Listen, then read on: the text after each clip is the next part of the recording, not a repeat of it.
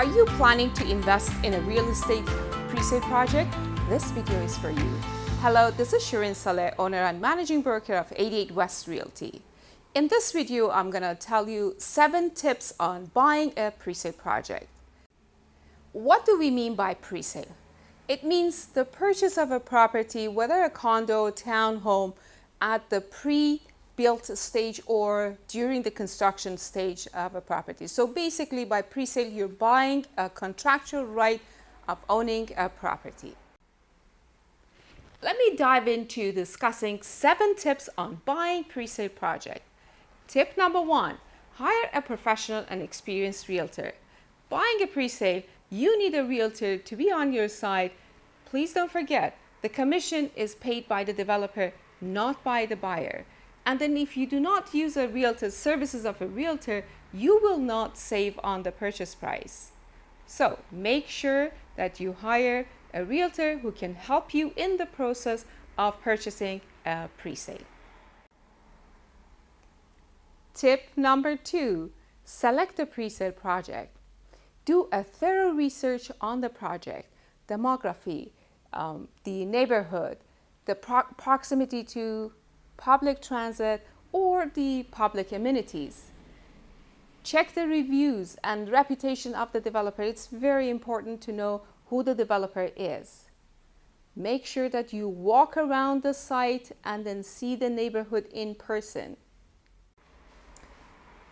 Tip number 3, select your desired floor plan. Make sure that the floor plan you have selected has the least wasted space and it's the most efficient floor plan. Find out about the height of the ceiling, quality of finishing, the brand of appliances, if the complex has visitor parkings, the size of the visitor parking allocated with the unit, and the lighting fixtures, and then the blinds if there are any, and then ask as many questions as possible about the unit. Tip number 4, pricing. Probably this is the most important tip that you have to consider. Get the professional advice from your realtor about the price. Make sure that the price the developer is asking is competitive and it's reasonable. Find out what the price includes. Does it include the parking stall or a storage, or what else does it include? Tip number 5, deposits. Find out what the deposit payment structure is and how much you have to pay in total. Who collects the interest accrued on the deposit? Sometimes developer offer the interest would be paid at the end of or upon completion to the purchaser. Make sure you're aware of these. Tip number 6, contracts and disclosure statements. Please make sure to read and fully understand the contracts and be mindful that these contracts and disclosure statements have been prepared and written by the lawyers of the developers and to protect the interest of the developer.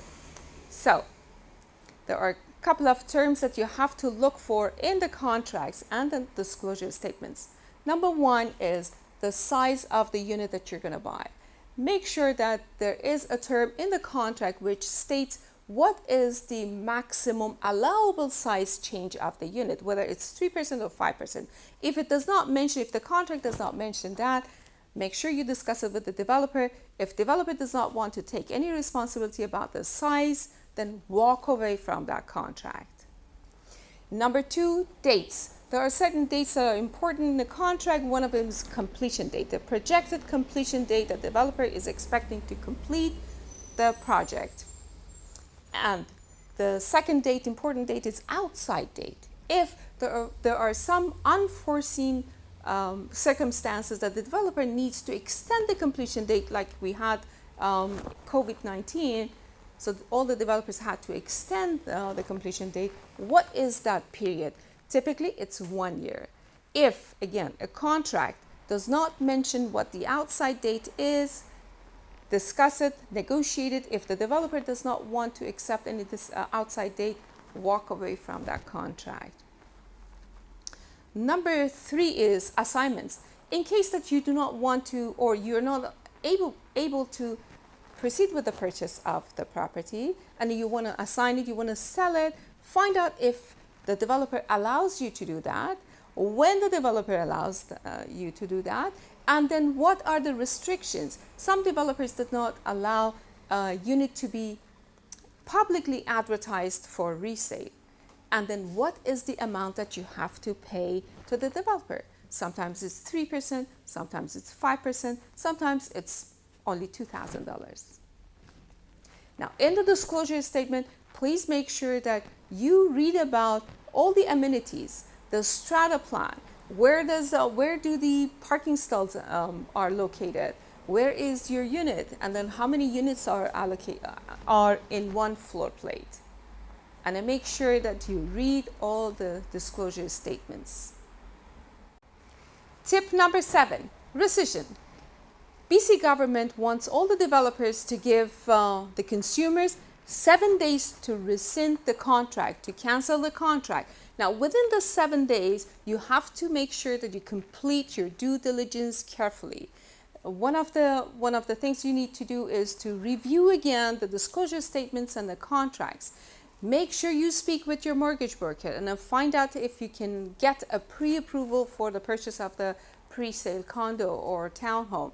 And number 3, list all the risks and benefits.